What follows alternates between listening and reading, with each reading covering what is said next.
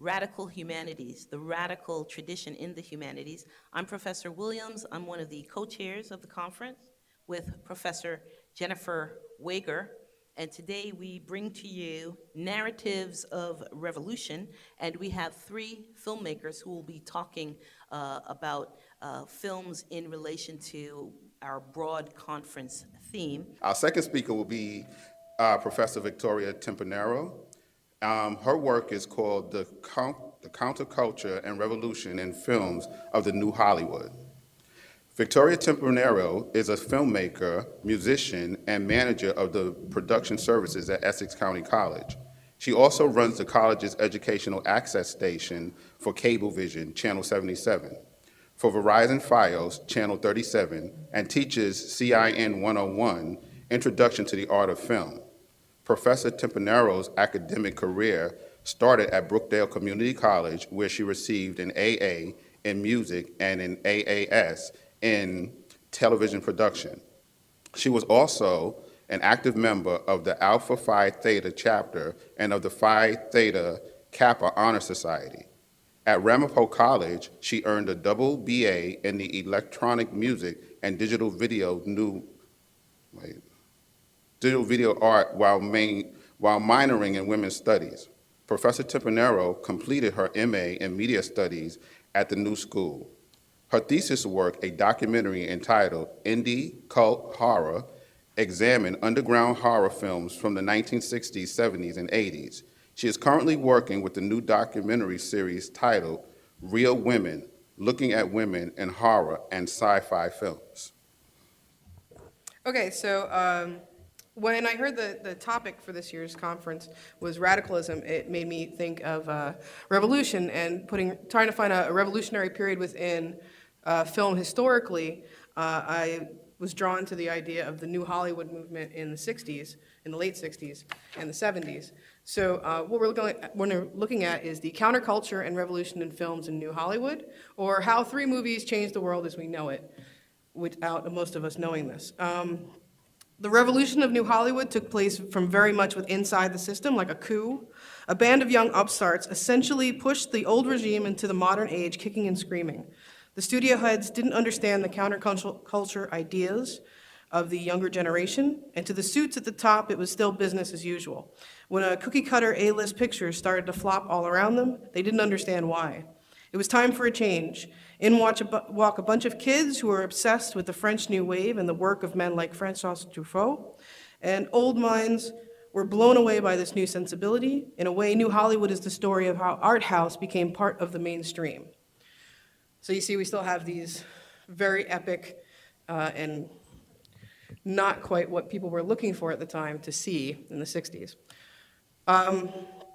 Because movies are expensive and time-consuming to make, Hollywood is always the last to know, the slowest to change, and in those years, it was at least half a decade behind the other popular arts. This is from Peter Biskind in his E.D. Writer's Raging Bulls. Three movies that were pivotal to this movement of change were The Graduate, Easy Rider, and Bonnie and Clyde. The Graduate for its treatment of sex and promiscuity, Easy Rider for bringing drug culture into the mainstream, and Bonnie and Clyde brought violence to new heights. So now we had sex, drugs, and violence. The only thing missing was rock and roll, but remember, film's late to the game, so they're already having their revolution somewhere else. The three movies that are, the defining themes for these three films, as much as the New Hollywood movement, were the disrespect of authority and a series of protagonist anti-heroes. Much like the hippie mantra of never trust anyone over 30, these movies reflect a time when teenagers and young adults everywhere agreed that adults were square and the man wasn't going to keep them down. Using movies to tell stories about characters with these ideas helped the audience find a collective voice, and they could respond to this and even idolize it. Starting with Bonnie and Clyde. In 1967, Warren Beatty was a big star. He had made a few successful films, had been declared a bona fide heartthrob, but his last few projects had been flops, and he wanted to do something big. Beatty was on a quest to bring the excitement of the French New Wave to America, and on the opposite side of the country in New York, two writers from Esquire magazine, Robert Benton and David Newman, had also become obsessed with the French New Wave and wanted to write a film for Truffaut to do.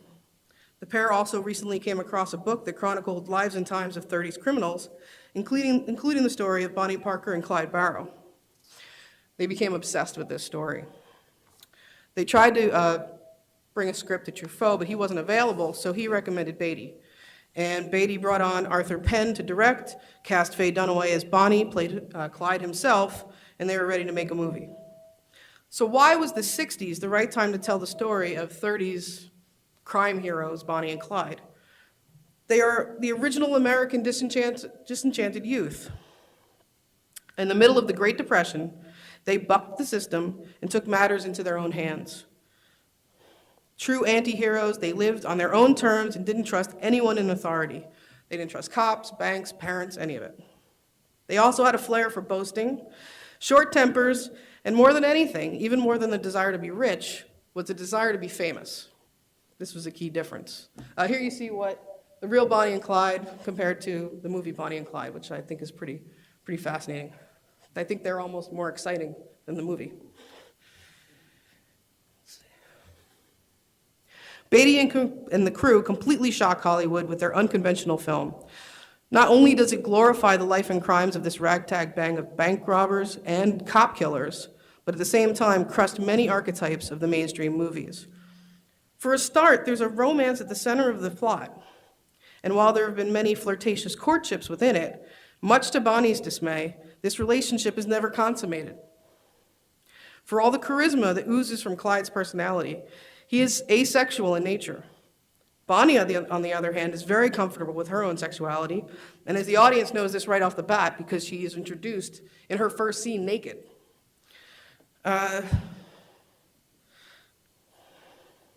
While Bonnie is continually frustrated as her advances are pushed aside, Clyde just seems more and more excited about the prospects of the next big heist. It is quite a statement at this time to switch the usual gender expectations in film by having the very sexual female figure that is paired with a male figure that is disinterested in physical relationships. This is especially risky given that Warren Beatty was considered a sex symbol. This is one of the things that was really appealing about this part for him. Another taboo that is broken in Bonnie and Clyde is the overt use of violence. Despite the happy-go-lucky nature of the film in the beginning, once Clyde shoots and kills his first victim on a bank job that goes wrong, things get real. The audience is spared no detail in the effects of short-range shotgun blasts to the face. From this point on, there is no turning back for the gang or for the audience. We are witness as the Barrow gang repeatedly gets found and cornered by the police and have to make a hasty exit in a bloody shootout. They're not particularly good at what they do, is what I'm trying to get at here. They keep getting caught. Time after time, the gang plows through barricades of cop cars, shotguns blazing, taking out policemen left and right. These violent escapades offend critics on many levels. First, there was the intense bloodshed of the scenes. Then there was the total lack of remorse from the killers. And finally, there was the juxtaposition of these violent acts over very plucky, upbeat banjo tunes, which is mixing up the score. It almost has a cartoon kind of nature to it. This thumb to the nose of expected morality was too much. Not only did these hedonistic protagonists continually get away, quite literally, with murder, but they become folk heroes in the end as a reward for their pluck. The finale of the film is the bloodiest scene yet. Just as in real life, state troopers set up an elaborate ambush and upload a barrage of bullets at the pair. The cops viciously get back at Bonnie and Clyde for making them look like fools and killing some of their own in the process. In what became one of the grisliest scenes depicted by Hollywood at the time, we watch in slow motion from multiple camera angles as the bullets tear their car and their bodies to shreds in what is now called their dance of death. The law catches up with Bonnie and Clyde in the end of the film, and it has no problem showing you in the cruelest scene in the entire picture, and then unapologetically cuts to black and goes to credits. That's it, end of story. No one could have been prepared for the impact of Bonnie and Clyde. Even without the support from Warner Brothers, film festivals and audiences slowly started to fall in love with the movie. At first, the critics didn't get it and panned the film for its over-the-top violence and threadbare aesthetics. Some even waged their own war against the film in response to the lack of morality and traditional style. Bosley Crowther from the New York Times, he specifically had a hatred for this film. He called it a cheap, bald-faced slapstick that treats the hideous depredations of that sleazy, moronic pair as they were full-on and fun and frolic. That's rough. Eventually, there was a shift as other critics started to take notice of the young audiences that lined up to see it at the theater over and over again. So kind of like the hero for them was this woman, Pauline Kael. She applauded the film, stating, "Bonnie and Clyde is the most exciting American movie since The Manchurian Candidate. The audience is alive with it." She felt it was really tapping into the youth movement. So she had this escapade to get it put back in more theaters and made sure it was given a second chance. She would lead a campaign, and the film became so popular in Europe that there was a resurgence in 30s fashion called Bonnie style, which is crazy. In the end, Bonnie and Clyde resonated with the youth culture more than any film before it and helped to spark a revolution against the old regime. So, let's talk about The Graduate. Very different movie. A few months later, The Graduate came onto the scene. A film that looks at how a boy goes away to college and comes home a man with no idea what to do next with his life. The story starts when Ben, played by Dustin Hoffman, comes home to his family just after graduating from college, where he's been quite a success and an award-winning track star. His parents welcome him home with a party at their luxurious home in an affluent neighborhood, with all their friends lining up to congratulate Ben. He is a child in a sea of adults. He's trapped, he can't escape. Then one of the neighbors, a Mrs. Robinson, insists that Ben gives her a ride home. Once they arrive, she proceeds to famously attempt to seduce him, but only truly succeed in terrifying poor Ben. Luckily for him, Mr. Robinson arrives and Ben is free to go. Eventually, Ben reconsiders her advances, and the two begin to engage in an affair. All of this is cut short when Mrs. Robinson's daughter comes home from college and is reintroduced to Ben, who almost instantly falls in love with her. And of course, this is where Ben's life gets complicated. So director Mike Nichols does an amazing job of illustrating to the audience what it feels like for Ben. While he's a man of few words, he understands his ineffectiveness in life as he wanders through aimlessly until he finds his true purpose. Ben is constantly being told what to do, and he is very compliant in his orders. He has no goals in life now that college is over. At the opening party scene, he is constantly being bombarded and concurrently accoladed with questions about his future that he experiences in this dizzying array that's hard for Ben and hard for us. The scene is told in claustrophobic series of close-up shots. Let me see if I have. Show you guys a little bit of that. We want to escape as badly as Ben. The Carlsons are here. They are. Well, Take a look at the. come on. They came all the way from Tarzana. Come on, let's get cracking. It's a wonderful thing to have so many devoted friends. Hey, there's the award-winning scholar. We're all very proud of you, Ben. Thank you, Mrs. Carlson. Is that the new car out Scene there? that we spend the little red entire watch? That's scene Ben's right here. graduation Well, you won't have much trouble picking him up in that, will you? Sir.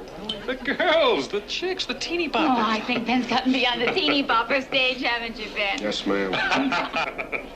Excuse me, I think I'd just like to check something on the car for a minute. His father bought him an Alfa Romeo. Hey, here's the track star. How are you, track star? Just fine, Mr. Loomis. I want to get a drink. Then I want to hear all about that thing that you won, that Hopperman Award. Helping him. Helping him. Right. You wait right here.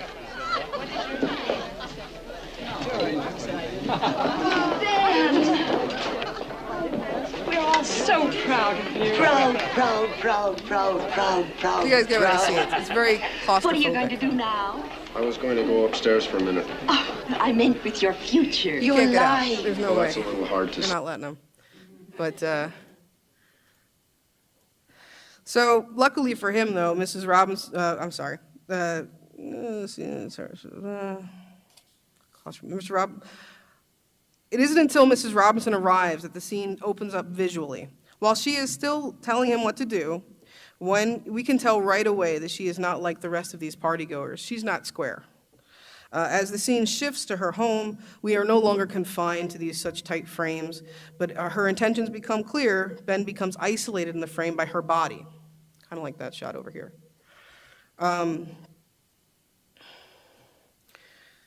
We see her from behind an arm, through a triangle made by her legs. Ben feels trapped again and needs to escape.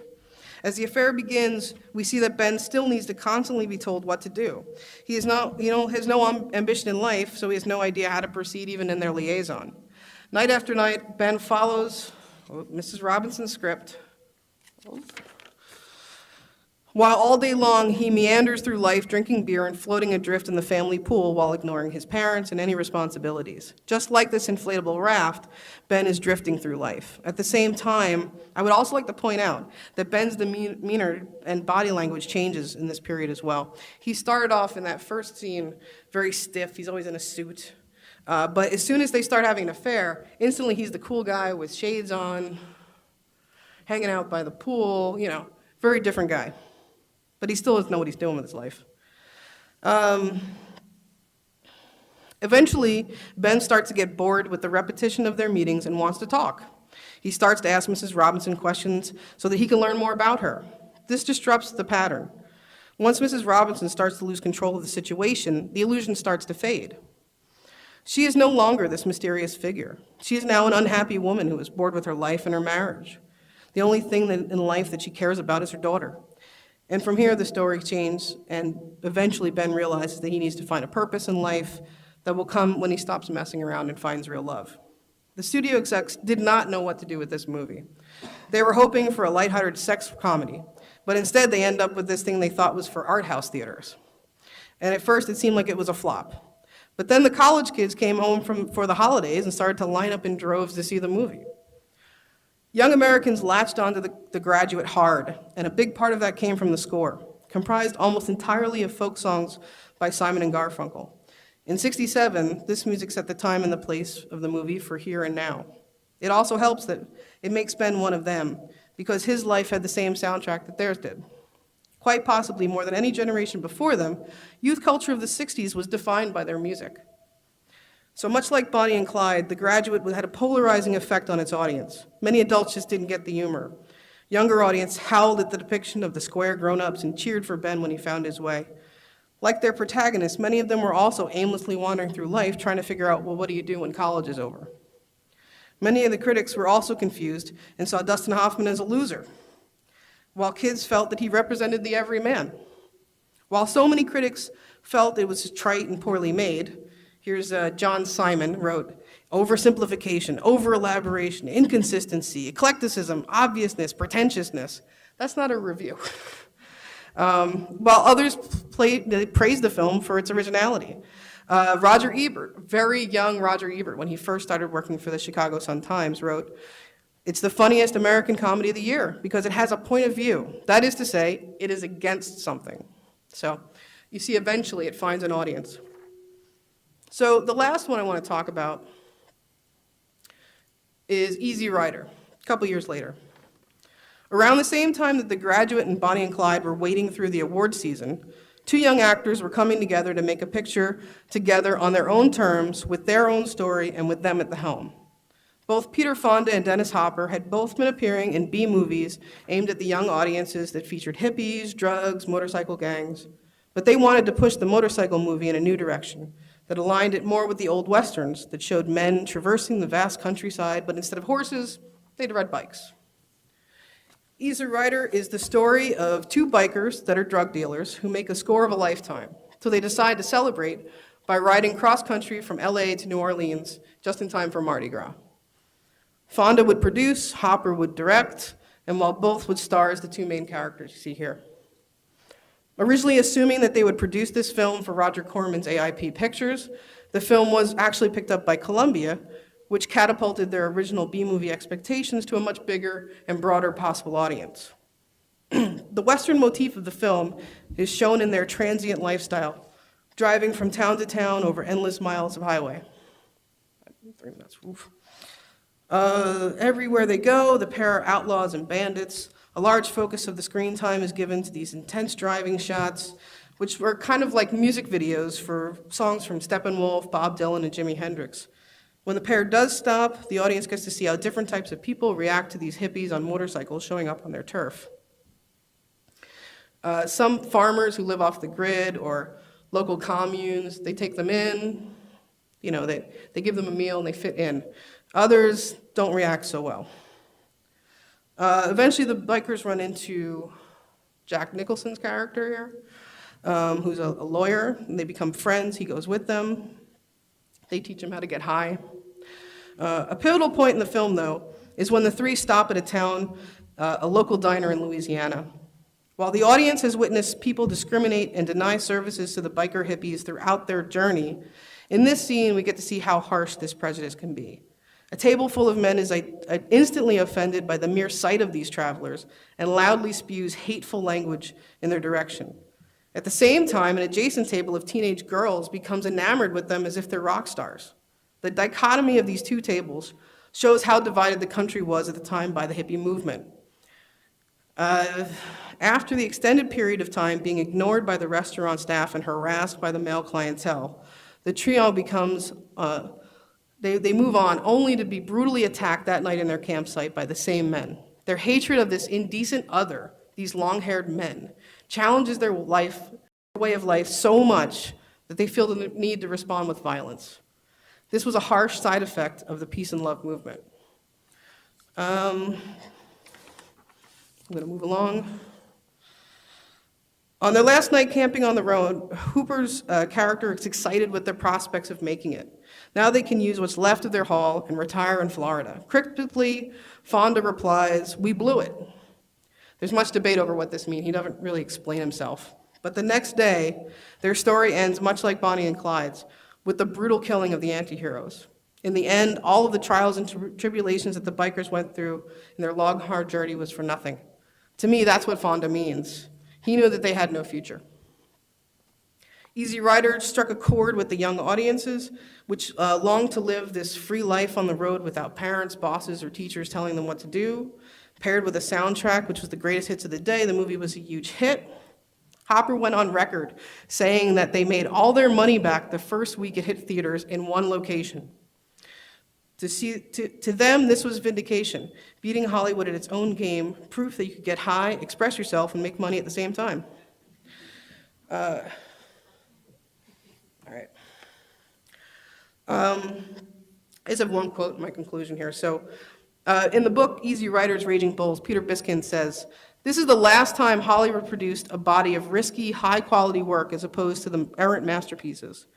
Work that was character rather than plot-driven, defied traditional narrative conventions, challenged the tyranny of technical correctness, and broke the taboos of language and behavior. They dared to end unhappily. They were often films without heroes, without romance, and without someone to root for."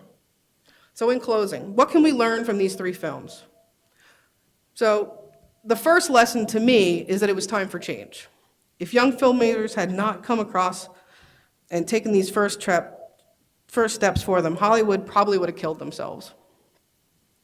And these three films opened the doors for people like Francis Ford Coppola, George Lucas, Steven Spielberg, all the people who end up really saving Hollywood. The second lesson is to listen to what your audiences want, not what you think they want. While the stories were getting told over and over again, audiences, particularly young viewers, were bored. They longed for new stories and see characters that they could relate to on the big screen. And my third lesson is to seek innovation by taking in what others are doing. New Hollywood was the actions of a group of people who all agreed that the French New Wave was the right way to go. All three of these directors took what they saw in the French aesthetic and made it their own. Don't be afraid to emulate others, but be sure to bring something to you to that style as well. Make the art, regardless of the medium, individual and different. Make New Hollywood proud and help bring about the new Hollywood tomorrow.